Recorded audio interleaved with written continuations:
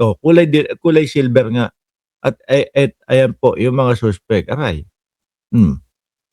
Eto yata yung nag-RPG, oh, yung nandiyan ho, eto yung nakaitim, hindi ko na masyadong papakita ho.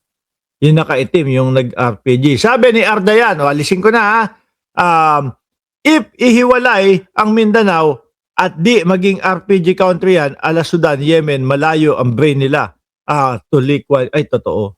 Iba naman ho talaga yung Lake One, yung mga kababayan. Malayo po ang pinanggalingan nun. No? Ngayon ho, mga boss chief, sir, rumekta na tayo doon sa ating mga tatalakayin. Rumekta na tayo doon sa ating mga main topic. No? Dito nga ho, nako po, mga kababayan. Kung maalala nyo, nung isang araw lang ho, ay nagsasubmit sila Chavit Singson ng impeachment po, ito laban kay Pangulong Bongbong Marcos. Chavit Singson. Sino pa kasama niya dyan? Si Topacio. Di ba? Aba, mukhang lalong maiinis, mabubwisit, magagalit itong mga ito Dito ho kay Jesus Palsis bakit ho mga kababayan? Mukhang nilalait ni Jesus Palsis yung ipinasok o isinusulong na impeachment nila Chavit Singson.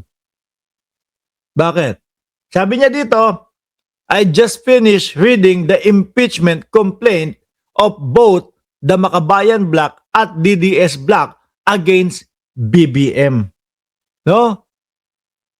Sa Makabayan Bloc, mas nauna ho yun, tapos sinundan ng kinahapunan ng mga nitong sila DDS Bloc na sila Topacio na walang endorser na congressman ho. No? Meron pa silang nalalaman na secret kung sino yung mga endorser samantalang wala naman ho. Nandiyan si Pulong.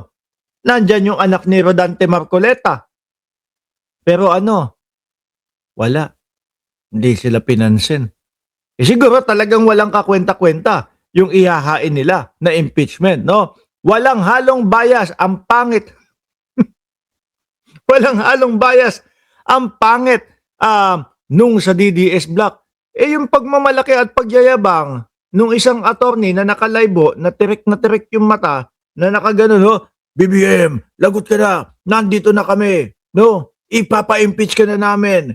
Yung nanggigigil, nanlilisik yung mata, ang yabang-yabang, ang sabi, mga bigatin daw pong mga politiko at bigating mga abogado daw ho, mga kababayan, yung kasama niya. Bakit ganun? Nung binasa ng kapwa abogado, yung kanilang reklamo kay Pangulong Bongbong Marcos, bakit wala naman daw kwenta? Kasi ho, baka naman talaga pilit na pilit lang po yung paghahain nila ng impeachment kay Pangulong Bongbong Marcos. Bakit to? Kasi yung mga kasama naman nila, kagaya nila Chavit, ang talagang layunin lang naman yan makawala at hindi mayari, no? Doon sa mga nakaamba na posibleng sila ay makulong. 'Di ba? Sabi ni Annalyn Ando, kasi nga 11 pages lang at puro akusasyon lamang. Correct. Which is, yan nga yung nakikita natin meron pang pamaleta-maleta sila Meron pa silang ipinagmamayabang na nasa maleta. Yun pong kanilang mga impeachment complaint kay Pangulong Bongbong Marcos. Yung pala, wala naman palang kwenta. Kasi nga po, pilit lang talaga, mga bossing. No? At dati pa ho natin nakikita yan. Nung hindi pa ho nakakulong ang dating Pangulong Duterte, ganyan na ang kanilang lakaran. Ganyan na ang kanilang ginagawa. Pababain, pabagsakin, patalsikin, paalisin si Pangulong Bongbong Marcos doon sa kanyang pwesto, doon sa kanyang pagiging presidente.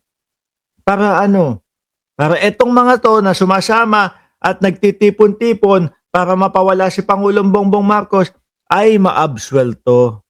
Yun lang naman po. Tsaka yung mga galit nila kay Pangulong Bongbong Marcos, bakit to? Hindi nila akalain na yung mga pinagkakakitaan nila mapipinsala. Dahil nga po itong si Pangulong Bongbong Marcos ay tapat sa paglilingkod sa taong bayan. Kaya ang nakikita ho kapag binabasa yung kanilang mga ano, yung kanilang mga kagaya nitong mga impeachment, pinagtatawanan lang ho.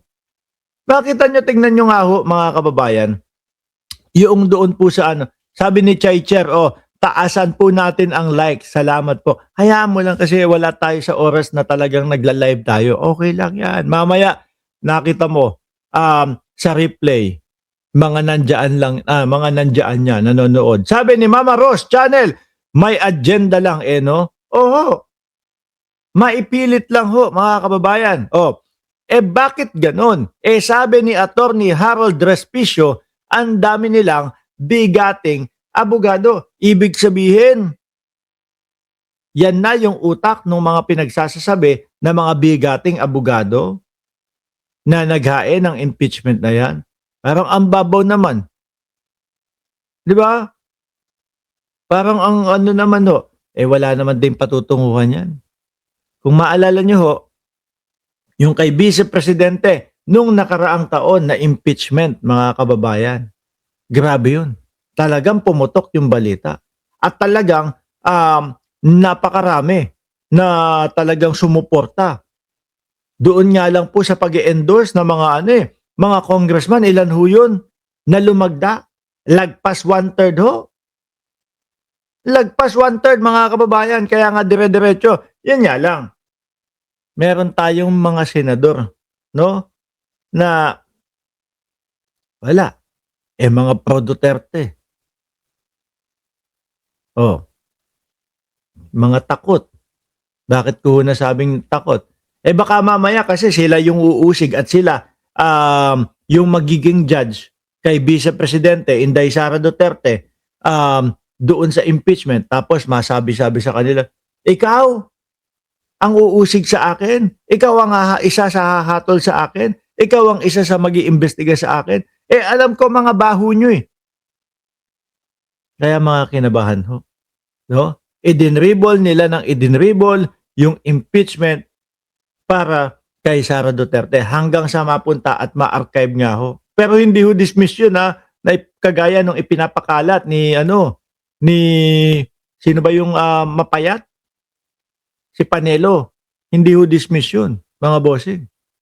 Dinribol ng dinribel hanggang sa ma-archive po yun. At kung sakali ho na biglang magising at magbotohan yung mga senador natin at nanalo, nabuksan ulit yung impeachment na yun, maaari at posible ho, mga kababayan.